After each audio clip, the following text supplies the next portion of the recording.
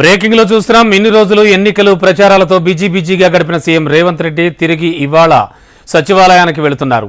పాలనా పరిస్థితులపై సీఎం రేవంత్ రెడ్డి ఆరా తీస్తారు. ధరణి కమిటీతో భేటీ అవుతారు.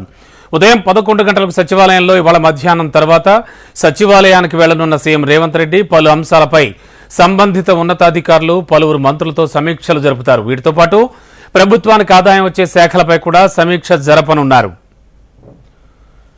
లేటెస్ట్ అప్డేట్స్ మా కరెస్పాండెంట్ ప్రవీణ్ అందించడానికి సిద్ధంగా ఉన్నారు. ప్రవీణ్, ఇవాల్టి నుంచి పూర్తి స్థాయిలో పరిపాలనా వ్యవస్థలో తలమునకలు కానున్నారా సీఎం రేవంత్ రెడ్డి?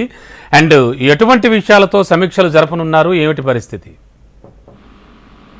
బాబు, మధ్యాహ్నం తర్వాత ముఖ్యమంత్రి రేవంత్ రెడ్డి సచివాలయం చేరుకోబోతున్నారు. చేరుకున్న తర్వాత పలు అంశాలపైన కూడా ఉన్నతాధికారులతో సమావేశాలు కూడా నిర్వహించబోతున్నారు. ఈ సమావేశాల్లో పలువురు మంత్రులు కూడా పాల్గొనబోతున్నారు. రాష్ట్ర ప్రభుత్వానికి ఆదాయం ఏ విధంగా సమకూర్చుకోవాలి, రాష్ట్ర ప్రభుత్వానికి ఆదాయం వచ్చే మార్గాలు ఏంటి, వచ్చే రోజుల్లో మాత్రం ఆదాయం పైన కూడా ఎలాంటి నిర్ణయాలు తీసుకోవాలని దానిపై కూడా ముఖ్యమంత్రి రేవంత్ రెడ్డి వాళ్ళ సమీక్ష సమావేశాలు కూడా నిర్వహించబోతున్నారని చెప్పుకోవచ్చు. ఆదాయం పెంపు మార్గాలపైన కూడా గతంలో కూడా అధికారులు కూడా పలు సూచనలు చేశారు. ఈసారి మాత్రం ఏ విధంగా నిర్ణయాలు తీసుకోబోతున్నారు అనే దానిపై కూడా ఒక క్లారిటీ అయితే రావాల్సింది.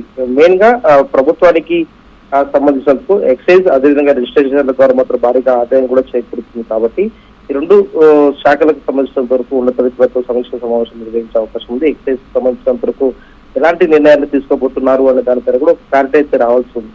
ఈ నిర్ణయాలలో మాత్రం రిజిస్ట్రేషన్ శాఖలో కూడా ఎలాంటి ఏమైనా పెంపులు చేస్తారనే దానిపై కూడా ఒక క్లారిటీ అయితే రావాల్సి ఉంది. దీంతో పాటుగా రాష్ట్ర ప్రభుత్వానికి ఇంకా ఆదాయం వచ్చే మార్గాలు ఏంటి, రాష్ట్ర ప్రభుత్వానికి ఆదాయం దిశగా అడుగులు వేయాలి, ఇలాంటి కార్యాచరణ రూపొందించుకోవాలంటే దానిపై కూడా అధికారులను కూడా అడిగి తెలుసుకునే అవకాశం ఉంది. ప్రభుత్వానికి సంబంధించినందుకు మాత్రం ఎక్సైజ్ ద్వారా మాత్రం భారీగా ఆదాయం చేకూరుతుంది. కాబట్టి ఏమైనా మొత్తానికి సంబంధించినప్పుడు మాత్రం ధరల పెంపు ఉంటుందా, లేదంటే ఇట్లా ఇంకా ఏ విధంగా ఆదాయాన్ని సమకూర్చుకోవాలనే దానిపై కూడా ప్రధానంగా దృష్టి సాధించబోతున్నారు. దాంతో పాటుగా రిజిస్ట్రేషన్ల శాఖలకు సంబంధించిన మాత్రం రిజిస్ట్రేషన్ల ధరలు మన పెంచుతుందా రాష్ట్ర ప్రభుత్వం అనే దానిపై కూడా ఒక క్లారిటీ అయితే రావాల్సి ఉంది. దీంతో పాటుగా ఇప్పటివరకే ప్రభుత్వం ముందున్న టాస్క్ కు సంబంధించినందుకు మాత్రం ఇప్పటివరకే రైతులకు ఇచ్చిన హామీ ప్రకారం రుణమాఫీ చేయాల్సి ఉంటుంది. రుణమాఫీతో పాటు ఇప్పటివరకే కాంగ్రెస్ ప్రభుత్వం అధికారంలోకి వచ్చినాక 6 గ్యారెంటీలకు సంబంధించిన మాత్రం ప్రతి గ్యారెంటీని కూడా అమలు చేసి తీరుతామని చెప్పేసి కూడా ఇప్పటివరకు ప్రభుత్వం చెప్పింది. కాబట్టి ఈ నేపథ్యంలో ఆదాయం సమకూర్చుకుంటే మాత్రం ఈ పథకాలన్నీ కూడా రన్ చేయాల్సి ఉంటుంది.